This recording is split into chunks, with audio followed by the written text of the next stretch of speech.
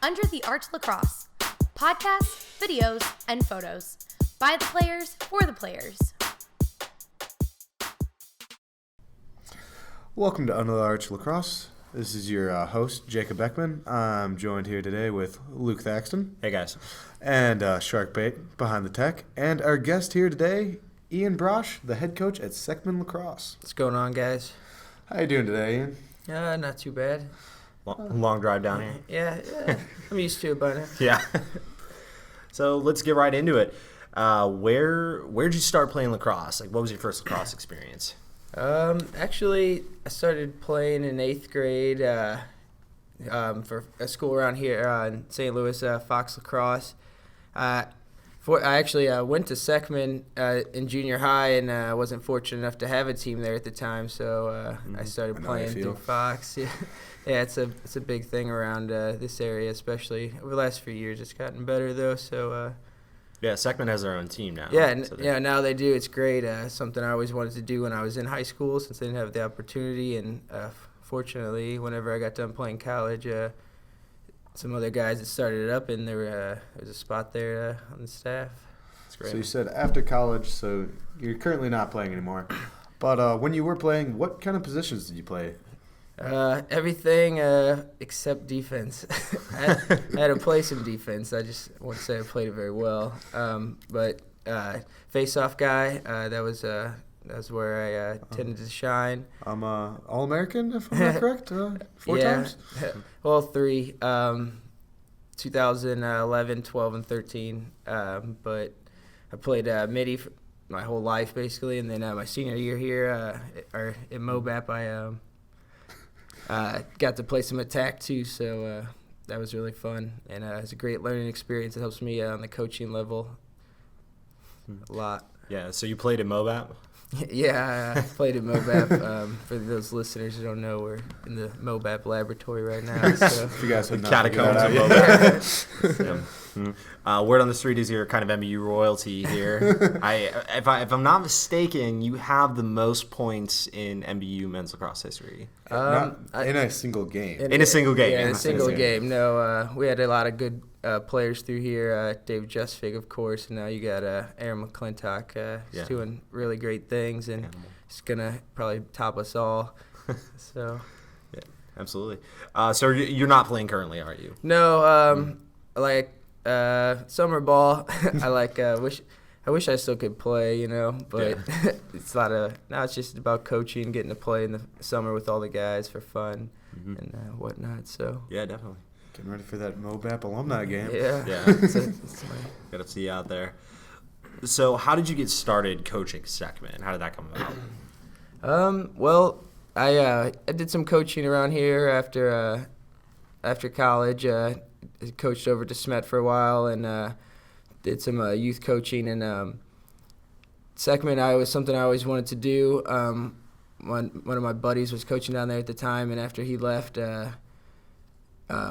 I just took the opportunity to call up some old friends who were running the program and got myself in there. They were happy to have me and very welcoming, and it's been awesome. Mm-hmm. So is this your first varsity program that you're coaching or a part of? Or?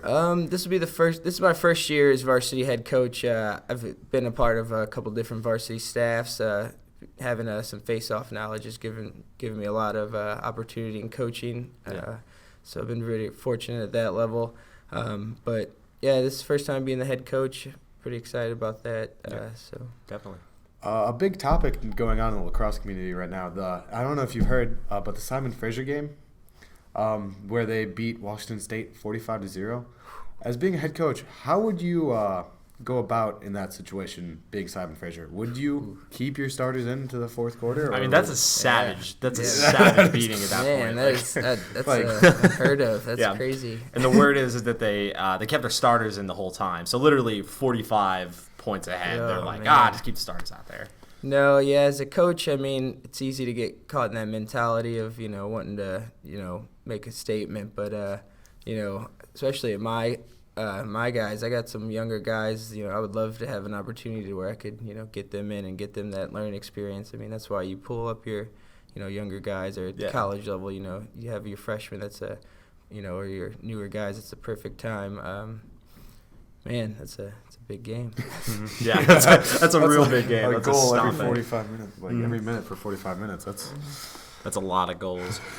So as far as coaching a varsity team, is there any real big differences between coaching like varsity versus junior varsity for you? I'd never been a head coach of the JV team. I've been help with that. Over at DeSmet, I helped out the JV team a lot, and they got a good, solid program over there. So their JV kids, really pick up, stuff and can roll and move the ball. But coaching at a JV level now, I think it's more important almost. It plays a bigger role without, if you don't teach them the right things then they carry those things into the varsity level, and it makes it, hard to change them there for us coaches.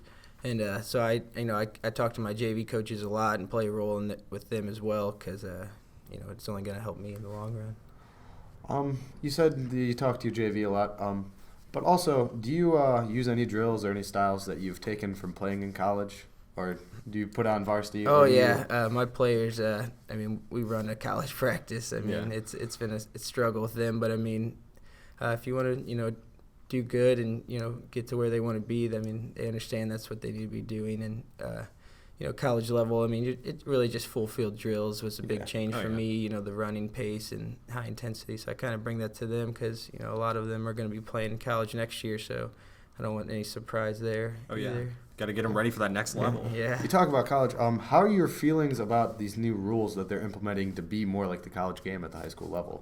I think it's I like it because I think we kind of need to be the game needs one set of rules everyone can adapt to. The face-off, the rules, those just change every year. I think they need to get that under control, but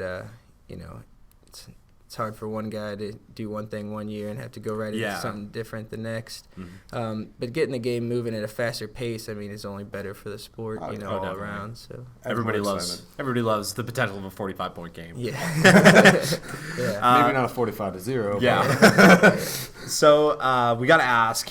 So about the possible 2-point arc rule. They may be adding the 2-point arc in college play. How do you feel about that? I don't know. I'm not a fan of the 2-point rule. I could see why it serves its point at the pro level. It's intriguing. It adds some excitement, and those guys can really fire the ball. Oh, but yeah. that's just as a coaching point. That's a nightmare. That's just inviting Takes me freaking back to Pee Wee basketball. And people just star hucking the ball. player yelling downtown and ripping the ball. So Yeah. Always gonna change things up. Rumor has it you went to LaxCon. yeah, I got a chance to go with some guys over at Fox, some other local St. Louis people up to Baltimore, but apparently we didn't check the weather and it was the Blizzpocalypse of 2016. So I think we're in the history books. It's like 29 inches or something. Oh my God. Any funny stories from that blizzard? Getting stuck in some roads? Yeah, other than running through, having snow up to my knees and watching a drunk lacrosse bar fight. No, it kind of sucked getting having all the speakers. A lot of them got canceled, but a couple of us and the coach over at St. Ambrose, who's a good friend of mine, we got to get on Hopkins Field, and we got to meet Coach Petramalo and shake his hand and listen to him tell his secretary's practice plan. So that was pretty cool. Something you don't get to do every day. And then I watched the D1 practice, so really see how they do things. Up at Hopkins, capital of lacrosse world. Yeah, lacrosse hub, So, definitely. that was cool. Talk about lacrosse. Mhm. You don't mention Hopkins. You're not talking Missing about out. lacrosse. Mm-hmm.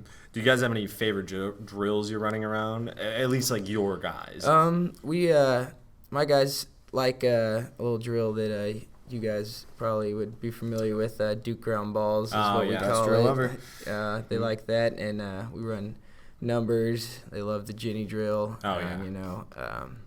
Stuff like that. Also known as basketball. Yeah, basketball. Yeah. Guys aren't familiar with Jenny. 3 up and 3 and down. West Side Ginny. Call it too. What's that, Jenny?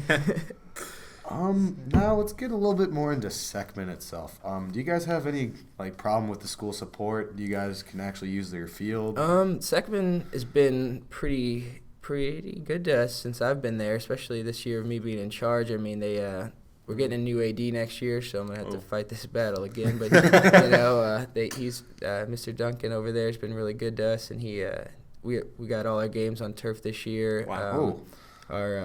We don't practice on the turf, but that's it's a timing thing. We could if we did it later at night, but they do provide us with I think 4 total fields, so we have plenty of room. Nice. And we have a nice grass game field that we have if we need it, and we run our youth program out there as well. So you guys have a youth program going yeah now. So we have the Blue Jays out there running from U9 to U15. Wow. So it's great, and I'm actually a part of that as well with JCLA is actually How long you guys now been doing taking over that. So this is we actually started last summer, and we've already ran 3 camps, and we got about 50 kids through just our program. Then we combined with the Blue Jays and got about another 60 kids. So, in this short time, we're already up to about 100 youth kids running through there. That's growing the game. That's right where there. it all starts. So. Are you guys pushing those players to go to particular schools? Well, that's the kind of thing. Being down in Jefferson County is, we're kind of out of the lacrosse loop, so it's even smaller down there. So we've been trying to build that up. So, we don't get as many coaches with, great, college and playing, long time playing experience down there. So we kind of want to get them under one umbrella and, keep them until, it comes to high school. And then, basically the only high schools down there, Fox and Seckman right now. And we're on good terms, so it's never about taking anybody. As long as people play, we're always, pushing them where they need to be. And, actually a couple of our guys, our youth guys are going to, join up with some Fox guys, and this just for the spring and, just to keep them playing. So that's good. So about the actual team, how's it looking? I mean, are you guys coming along with practices? I think last year we had the talent. We didn't have the drive at all. I mean, kids wouldn't show up for practice and everything. That was one of the big things I had to do when I took over. It was a fight to change that as well, and they've really bought into that. We have a whole new team. I mean, 20-plus kids at practice every day, and, I mean, the talent's definitely there. I mean, like I told Coach Cutter yesterday, our kids have potential to turn a lot of heads, and I expect them to, and I really do think this D2 this league will be shocked at Seckman this year. They haven't got a lot of credit in this few years that they've been around, but they haven't necessarily earned it either. So we look forward to seeing you guys out there. I know. Got any standout players to look out for? On the varsity level, we got Logan Shipley. A lot of the teams already know about him. He's 2-time All-State tackman. Wow. We have a couple junior guys I'm excited about. Nick Walters is a great kid, natural lacrosse talent. Paul Hanlon, I mean, kid IQ is unheard of on and off the field. He does, it's one of those kids that's just always doing the right thing. Our goalie, Tommy Squires, senior, I mean, he's really stepping up and being a leader out there, so I'm expecting him to do things as well. So it's good. Sounds like a good group of guys. You guys got any major games you guys are really looking forward to? Any rivals? Rivals? Fox is always the good game, and we set it up. It's our last game of the year. It's on our turf. The organization I'm with, the youth organization that me and Rob started, JCLA, is actually sponsoring that game. So we're trying to start it. It's gonna be the Jeffco Cup. We got a nice little trophy for them. Do you have an exact date for that? Yeah, it's May 13th actually. It's a Friday night. It's at 7 p.m. So it also is it's kind of a memorial to Tommy Siebert's son, Jake Siebert, who died a few years ago from a football incident, and he was a big lacrosse player. And Tommy's was detrimental in starting Fox 20 years ago and starting Seckman. So we're going to use that to fundraise some money to get going the Jake Siebert Fund again, because it was a scholarship that used to go around for seniors, and we want to make sure we keep that going. So that's great. We're definitely going to put it on our calendars. No, yeah. Definitely. So yeah, Definitely I'll get try some to get more out info there to if you you. can. We got to ask every team that comes in here. We got to ask this question. Tell us about some of your new players. I mean, tell us something about some of the guys comes in, these novelty sticks, or tell us a story here. There's got to be something here. We do have a lot of new players. Unfortunately, none of them have done anything too funny. I do get we have a couple kids that walked on that were really surprising. I mean, stepped in and were very, very good players. But yeah, none of them have yet to do anything too funny, unfortunately. Yeah. So for the future of the program, what do you see for yourself? Like, where do you see the program in 5 years? That's kind of what we talk about every day as a board and whole as the club. I mean, I plan on still being around. I mean, like I said, it means a lot to me to be the coach of this program. So I'm going to be there working to change it around, and I want them to be remembered for playing with class and winning games. And I'm tired of people looking down at our school is a Jeffco school because we're not private school and stuff like that. And that stuff's faded out a little bit since when I played in high school, and that's good. And I think there's no difference in my guys and theirs. Once they once they show their discipline that they have. Okay. So. If you can compare your team to any college pro team or even an animal, what would it be? Could even be an animal. A jaguar. A jaguar. Perfect. Jaguars. All right, we're silent. We move. You wouldn't really notice us, but when it comes down to it, we're pretty aggressive, and we can be deadly. I like it. I like it. Mm-hmm. If you could pick, what do you want to have your team known for? Like I said, the class there, I want them to be known as winners, but I also want to get away from some of the negative things that have been going around in the past, and because that's not who this program is, and especially not this group of kids I have now, and I think that's something they really will show, and as long as at the end of the day they win or lose with class and they've had fun, then I feel successful there. It's good to hear. Good to hear. We like to hear that you're not just focused on the wins, and no coach should be. No, at this level, you really can't be. Especially you never know, anything could happen any given day. There's a lot of talent out there. It's just about, especially it's something that I adapt a lot of things I learned in wrestling. If you can teach these kids discipline and stuff at this age, you're doing your job. Oh, yeah, because like you said, anything can happen any day. Oh, yeah. Duke just got upset by Richmond at the college level. I'm a huge Duke fan, so sad about that. I'm sorry that I cut home there. My bad. Exactly. Now we're gonna go into see if any of our Twitter followers have any questions for you. Yeah, we do have a couple questions for you, not too many. At Gold Yeet has a question for you. What is your favorite college team in the NCAA? I think that actually might be one of my guys, but he. Like I just said, Duke's my favorite college team. I know that his is North Carolina, if it's who I'm thinking of, so that's even funnier for him. But it's always been, I think it just because when I was a younger kid growing up, Duke always had a lot of games on TV when Lax wasn't being covered a lot, and had a great team back then, Matt Danowski and stuff like that, so it was awesome. They still do have a good team. Oh, they always do. No. And they're always good. I mean, John Danowski's always going to have a solid squad. All right. Now from at Lacrosse Guide, what do you need to be a better lacrosse player? What does it take to become a better lacrosse player? Man, I tell my guys all the time, I can make you a lacrosse player. I can't make you an athlete. It sounds kind of tough or something, but footwork, I mean, just being able to play. I mean, but pick up a stick, grab a buddy, get a toss, find the wall, and find somewhere to learn. Join a team, and just embrace it, buy into the sport, love it, and work hard. It'll come. Mm-hmm. All right. You got any shout outs you want to make before we wrap it up here? I think I got a lot of them in there. You could shout out Seckman, obviously, Seckman Jaguars. We got a game coming up Wednesday against Priory. Saturday or under the lights. At 7. JV's at 5. We play Hickman this weekend. Other than that, the JCLA, it's a youth program. If you know any kids down in Jefferson County area, we got teams at all levels. So. Great to hear. Awesome. I'd like to give a shout out to Seckman Lacrosse. Thank you so much, Ian Brosch, for being with us this afternoon. Thank you guys for having me. Yeah, thank you for wasting your afternoon with us. Yeah. More shout outs here. Want to give a shout out to Danish Lacrosse. Thank you for all your support. Want to give a shout out to Laxa Village at Laxa Village. Thank you so much for all your support.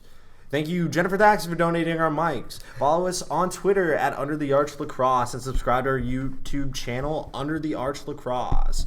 Thanks again, Ian, for being with us. Hope to see you again soon. Yeah, and thanks, Sharkbait, for running the show here behind the mics. Thanks, Shark. You have a great day.